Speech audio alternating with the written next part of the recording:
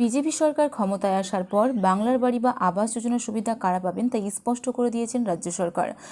আবাসের বাড়ি সুবিধাভোগী যাচাইয়ে ত্রিস্তরীয় ব্যবস্থা রয়েছে এবং সঙ্গে সেলফ সার্ভেরও সুবিধা রয়েছে। এবার থেকে আপনারা আবাস যোজনা প্রকল্পের জন্য নিজেরাই আবেদন করতে পারবেন এবং খুব স্বচ্ছভাবে এই প্রকল্পের সুবিধা দেওয়া হবে। ইতিমধ্যে রাজ্য সরকারের তরফ থেকে জানানো হয়েছে যে সমস্ত উপভোক্তারা বাংলার বাড়ি বা আবাস যোজনা প্রকল্পের জন্য আবেদন করেছেন এবং প্রথম কিস্তির টাকা পেয়েছেন, দ্বিতীয় কিস্তির টাকা এখনও পর্যন্ত পাননি, তাদের জন্য নতুন বার্তা কি দেওয়া হয়েছে রাজ্য সরকারের তরফ থেকে। এর সঙ্গে আবাসের বাড়ি প্রকল্পের স্বচ্ছতা রাখার জন্যই এবার বাড়ি বাড়ি সার্ভে শুরু হয়েছে, অর্থাৎ স্বসমীক্ষা কিন্তু চলছে। যারা যোগ্য ব্যক্তি রয়েছে তাদেরই কিন্তু ভেরিফিকেশন করার পরে এই আবাসের টাকা সেই সব উপভোক্তাদের হাতে তুলে দেওয়া হবে বলে এমনটাই সিদ্ধান্ত নেওয়া হয়েছে। আজকের এই ভিডিওতে আপনাদেরকে বিস্তারিত জানাবো যে কারা পাবেন আবাসের বাড়ি প্রকল্পের সুবিধা। গ্রামীণ আবাস প্রকল্পের প্রকৃত সুবিধাভোগীদের চিহ্নিত করার প্রক্রিয়াকে রাজনৈতিক প্রভাবমুক্ত করতে বড় পদক্ষেপ নিল রাজ্য সরকার। বিজেপি শাসিত অন্যান্য রাজ্যের ধাঁচে পশ্চিমবঙ্গেও চালু হচ্ছে স্বসমীক্ষা পদ্ধতি।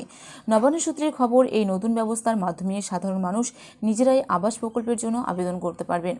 পরবর্তীতে সেই আবেদন যাচাই করে চূড়ান্ত তালিকা প্রস্তুত করবে রাজ্য সরকার।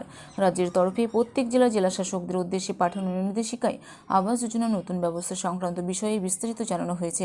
সরকারি নির্দেশিকা অনুযায়ী আবেদনকারীদের মোবাইলে ফোনে আবাস প্লাস 2024 ও আধার ফেস আরডি অ্যাপ ডাউনলোড করতে হবে।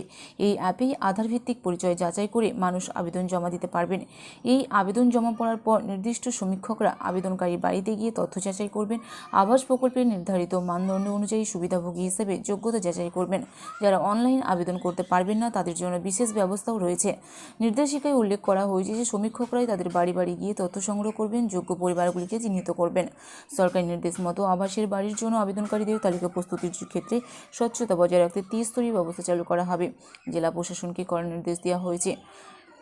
বাংলার বাড়ি বা আবাস যোজনা প্রকল্পে এবার আপনারা বাড়িতে বসেই আবেদন করতে পারবেন। যারা অনলাইনে আবেদন করতে পারবেন, কিভাবে আবেদন করবেন? আবেদনকারীদের মোবাইল ফোনে যে আবাস প্লাস 2024 এবং আধার ফেস আরডি অ্যাপ ডাউনলোড করতে হবে এবং এই অ্যাপের মাধ্যমে কিন্তু আধারের ভিত্তিক পরিচয় দিয়েই যাচাই করে কিন্তু আপনারাও ঘরে বসেই এই আবেদন করতে পারবেন বা জমা দিতে পারবেন।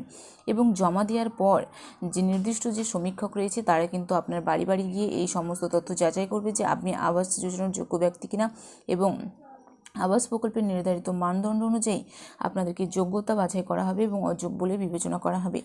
যারা অনলাইনে আবেদন করতে পারবেন না তাদের জন্য একরকম বিশেষ সুবিধা দেওয়া হয়েছে রাজ্য সরকারের তরফ থেকে। পরিবারগুলিকে চিহ্নিত করবেন। সরকারি নির্দেশ মতো আবাসের বাড়ির জন্য আবেদনকারীদের তালিকা প্রস্তুতির ক্ষেত্রে স্বচ্ছতা বজায় রাখছে। জেলা প্রশাসনকে নির্দেশ দেওয়া হয়েছে ইতিমধ্যেই অন্তত 10% পরিবারের তথ্য ব্লক মহকুমা স্তরের আধিকারিকদের মাধ্যমে পুনরায় যাচাই করতে হবে।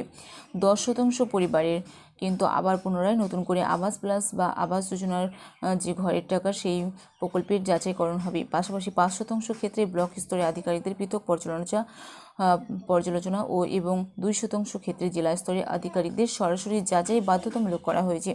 রাজ্য সরকারের মতে এই নতুন পদ্ধতি চালু হলে আবাস প্রকল্পে প্রকৃত সুবিধাভোগীদের চিহ্নিতকরণ আরও সহজ হবে বলে জানা গিয়েছে। পাশাপাশি রাজনৈতিক প্রভাবমুক্ত ভুল তথ্যের ভিত্তিতে নাম অন্তর্ভুক্তির অভিযোগও অনেকাংশে কমবে। আগামী মাসের 20 তারিখের মধ্যেই আবাসের সমীক্ষা ও যাচাই প্রক্রিয়া সম্পন্ন করার নির্দেশ দেওয়া হয়েছে ইতিমধ্যেই।